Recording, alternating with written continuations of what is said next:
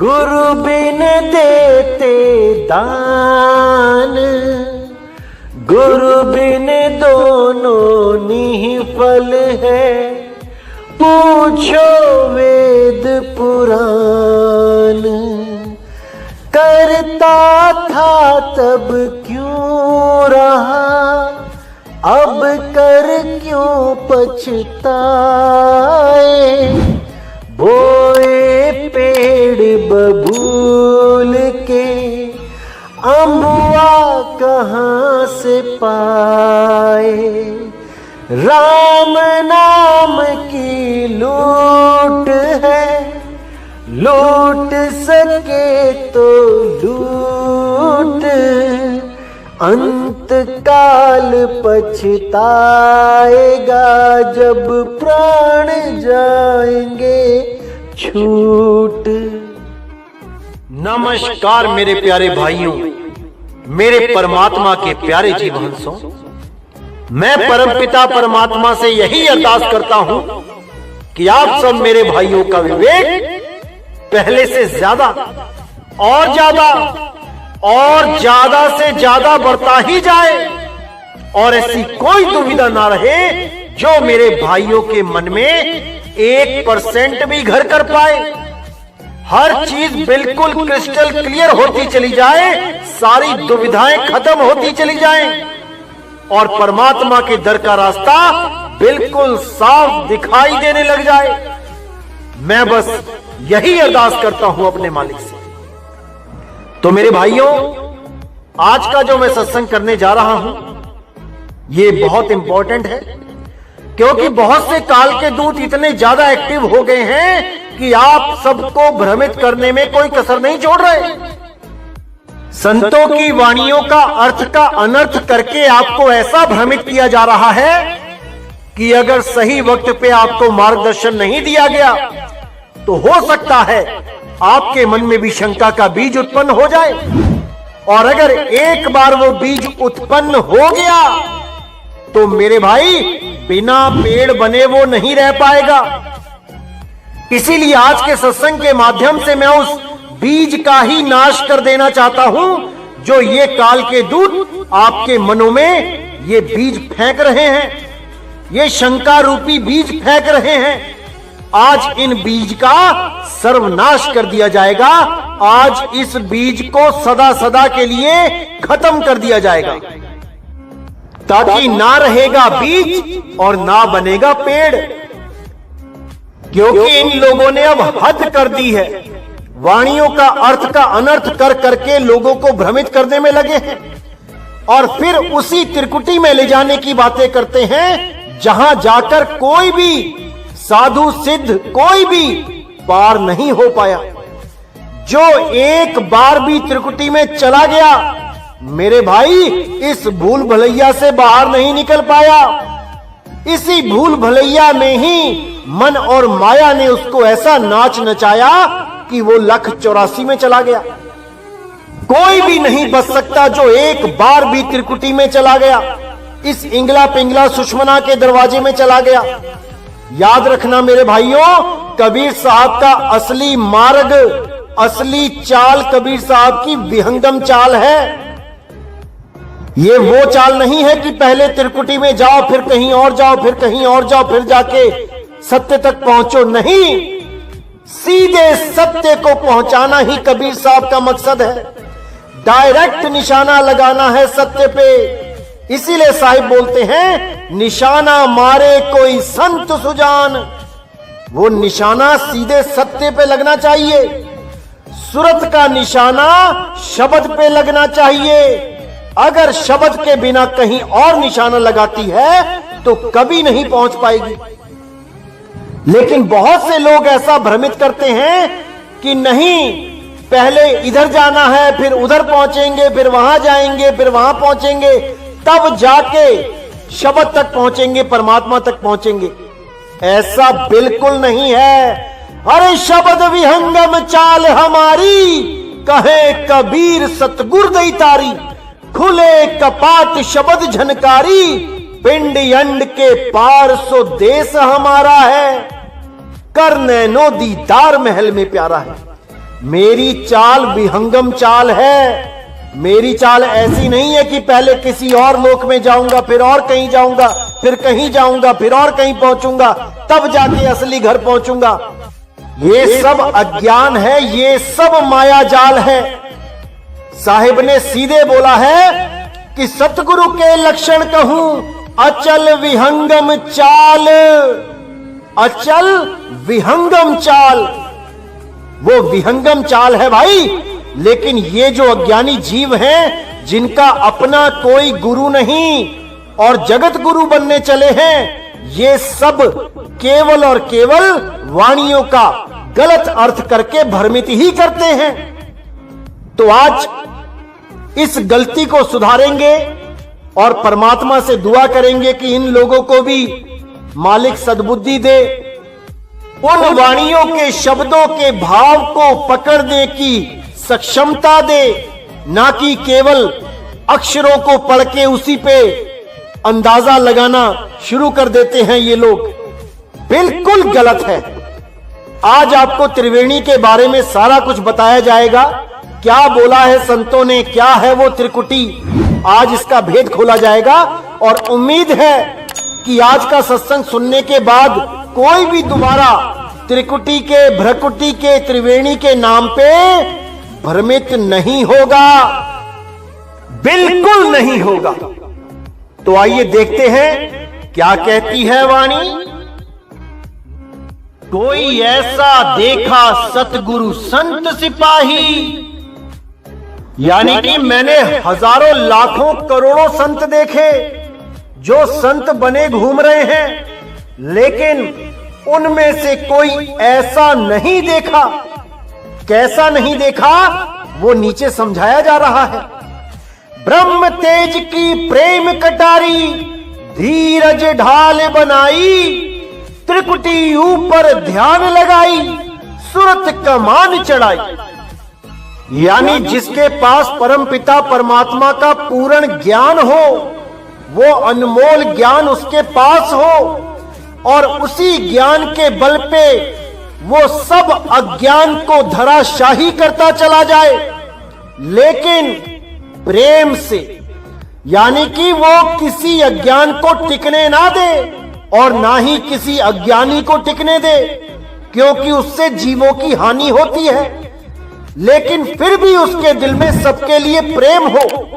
वो यही चाहता हो कि जो अज्ञानी जीव है, जो ये काल के दूत भरमाने के लिए बैठे हैं, इनका भी कल्याण हो जाए, ये भी मूल ज्ञान को समझ जाएं और अपना कल्याण करें, ना कि दूसरों को भी उलझाएं और खुद भी पाप के भागीदार बने। इसीलिए साहिब ने बोला है, झूठा गुरु अजगर बने, 184 जाए, सब संगत चींटी बने, नोच नोच के खाए। ये जितने झूठे गुरु बैठे हैं, अधूरे गुरु बैठे हैं, ये सब अजगर जून में जाएंगे।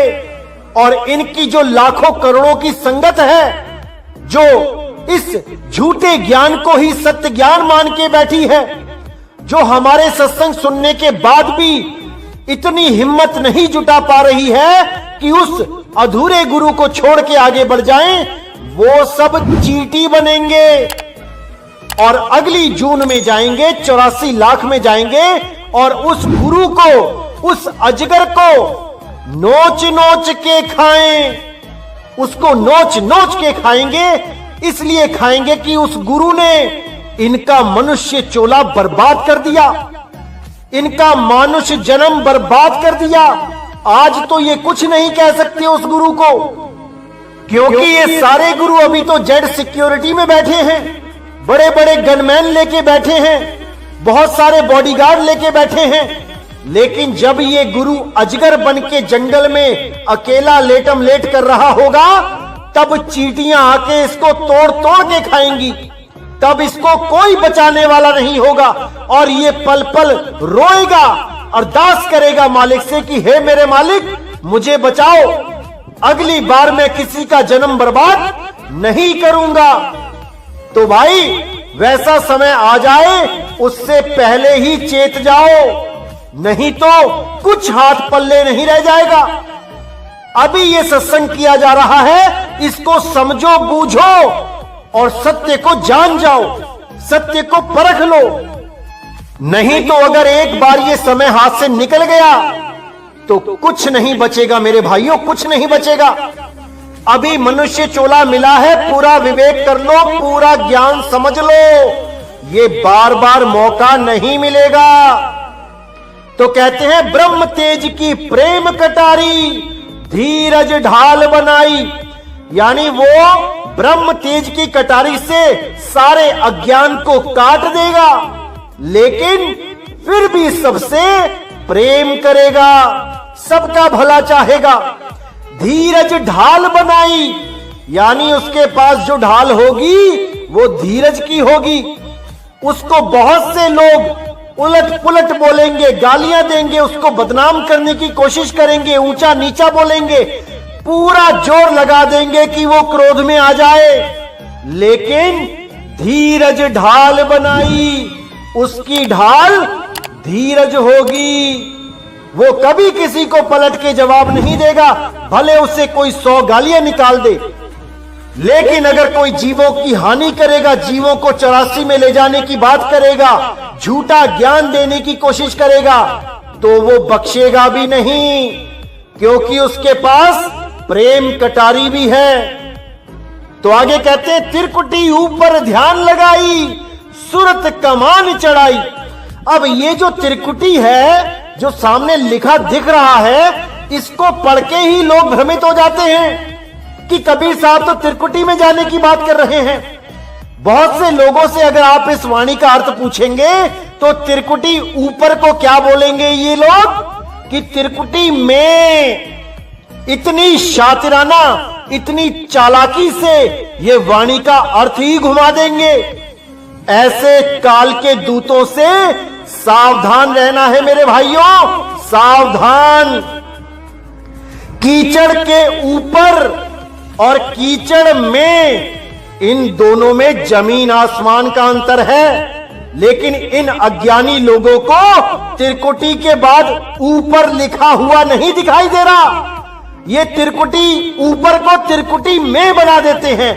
यही इन चालाक काल दूतों की शातिराना चाल है। इसको आपने अच्छी तरह समझना है, इनको पकड़ना है। अगर अभी नहीं पकड़ोगे तो कभी नहीं पकड़ पाओगे, और अगर एक बार भ्रमित हो गए तो मेरे भाई दोबारा मौका नहीं मिलेगा सही रास्ता अपनाने का। अभी चेत जाओ, अभी समझ जाओ क्या बताया जा रहा है।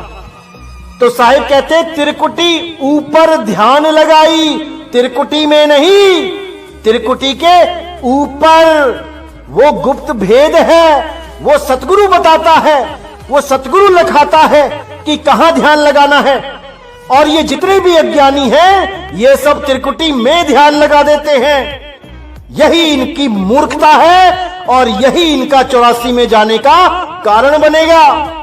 ये खुद तो जाएंगे ही और साथ में अपने शिष्यों को भी लेके जाएंगे, क्योंकि इनका अपना तो कोई गुरु है नहीं जो इनका कान पकड़ के इनको समझा सके कि तुम गलत सोच रहे हो, तुम गलत भाव पकड़ रहे हो। ये मनमुखी हैं, ये अपने मन के द्वारा चलते हैं, इनका कोई गुरु नहीं है। तो मनमुखी जीव दूसरों को गुरुमुखी नहीं बना सकता, एक मनमुखी दूसरे को मनमुखी ही बना सकता है। ये लोग बात करते हैं कि कबीर साहब का भी कोई गुरु नहीं था, उनको अपने आप से ज्ञान हो गया था, ऐसे ही हमें भी अपने आप से ज्ञान हो गया है। अरे भाई, कबीर साहब का मुकाबला करना छोड़ दो, वो तो बिना मां बाप के आए हैं, बिना लाश छोड़े गए हैं। क्या तुम वो कर सकते हो? तुम बड़ी बड़ी बातें करते हो। ये अज्ञानता भरी बातें करना बंद कर दो। समाज जाग चुका है, नीर चीर का निबेड़ा कर रहा है। अब इन काल दूतों के दाव पेच में कोई भोला जीव नहीं आएगा। हर चीज आज क्लियर कर दी जाएगी, हर चीज समझा दी जाएगी। तो कहते हैं त्रिकुटी ऊपर ध्यान लगाई, सूरत कमान चढ़ाई। अब देखिए, आप खुद विचार कीजिए कि सूरत कमान चढ़ाई। कमान क्या होता है? जैसे तीर कमान होता है, कमान पे तीर को चढ़ाया जाता है और निशाना सीधा लगाया जाता है लक्ष्य पे। ऐसा नहीं है कि सामने पंछी की आंख में निशाना लगाना है तो वो तीर पहले पेड़ पे मारेंगे, फिर वो टकरा के डाली पे लगेगा, फिर पत्तों पे लगेगा, फिर जाके उस पंछी की आंख में लगेगा। ये अज्ञानता है, ये महामूर्खता है अगर कोई ऐसा सोचता है तो। इसीलिए बोला गया है शब्द विहंगम चाल हमारी, सीधा निशाना लगाना है शब्द गुरु में। सूरत को सीधा तानना है शब्द गुरु में। जैसे सूरत कमान चढ़ाई, सूरत को कमान पे चढ़ा लो और कहां पे भेदना है लक्ष्य को? शब्द गुरु में, ना कि त्रिकुटी में। और वो शब्द गुरु कहां है? त्रिकुटी के ऊपर। वो गुप्त भेद है, वो तब समझाया जाता है जब नामदान की बख्शिश होती है। जब तक नामदान की बख्शिश ना हो जाए इस भेद को कोई जान ही नहीं सकता, इस भेद को कोई समझ ही नहीं सकता। तो मैं और भी आपको वाणियां दिखाता हूं जहां त्रिवेणी के बारे में क्या बोला गया है, त्रिकुटी के बारे में क्या बोला गया है, ताकि आप सबके भ्रम टूट जाएं, सारे भ्रम खत्म हो जाएं और सत्य को आप भली भांति समझ सकें। तो क्या कहती है वाणी? गरीब बंक नाल के अंतरे त्रिवेणी के तीर, जहां हम सतगुरु ले गया चूवे अमीर से चीर। गरीब बंक नाल के अंतरे त्रिवेणी के तीर, जहां हम सतगुरु ले गया बंदी छोड़ कबीर। अब जो अधूरे संत हैं, जो अज्ञानी जीव हैं, जो खुद ही गुरु बन के बैठे हुए हैं YouTube चैनलों पर, इस वाणी को दिखा के क्या कहते हैं कि देखो क्या लिखा है, त्रिवेणी लिखा है, त्रिवेणी में ही जाना है, त्रिकुटी लिखा है, त्रिकुटी में ही जाना है। अरे मेरे भाई, आगे क्या लिखा है ये क्यों नहीं दिखाई देता? त्रिवेणी के तीर, ये तीर का क्या मतलब है ये क्यों नहीं समझ में आता आप लोगों के? त्रिवेणी के तीर का मतलब है त्रिकुटी के पार। त्रिकुटी में नहीं जाना है, उसके पार जाना है। जैसे बोला जाता है नदिया के तीर, तो इसका मतलब ये नहीं कि नदी में छलांग मार देनी है, इसका मतलब है नदी के पार जाना है। और कैसे जाना है? विहंगम योग से जाना है, विहंगम चाल से जाना है, ना कि नदी में छलांग मार देनी है। ऐसे ऐसे अधूरे गुरु बैठ गए हैं यहां पे कि जीवों का निकलना दुश्वार कर दिया है। जो भी अविवेकी जीव होता है वो इन गुरुओं के जाल में फंस ही जाता है। लेकिन मेरे भाइयों, आपने ऐसी गलती नहीं करनी है। हर वाणी को अच्छी तरह समझना है कि वाणी कहना क्या चाह रही है। इन अधूरे गुरुओं का कुछ नहीं जाएगा, जाएगा तो आपका जाएगा। ये अनमोल जन्म बर्बाद करने के लिए ही ये यहां पे आए हुए हैं और ये कोई कसर नहीं छोड़ेंगे आपको भ्रमित करने के लिए, क्योंकि ये आपको त्रिकुटी में ले जाने के लिए ही बैठे हैं। और जैसे ही आप त्रिकुटी में जाओगे इन्हीं का चेहरा आपके सामने आ जाएगा। ये काल निरंजन इन्हीं के रूप में आपको दर्शन दे देगा और ये सतगुरु बन के बैठ जाएंगे आपके सिर पे। इसलिए मेरे भाइयों, अच्छी तरह समझ लो, इस काल जाल को समझ लो। गरीब बंक नाल के अंतरे त्रिवेणी के तीर, त्रिवेणी के पार जाना है, त्रिवेणी में नहीं जाना है। जहां हम सतगुरु ले गया बंदी छोड़ कबीर, जहां पर केवल और केवल बंदी छोड़ कबीर साहब ले जा सकते हैं। नहीं तो आज तक जितने भी जपी तपी सन्यासी, जितने भी ऋषि मुनि पीर पैगंबर आए, सबने त्रिकुटी का रास्ता दिखाया, सबने त्रिकुटी का रास्ता दिखाया, त्रिवेणी में ही ले गए और उसी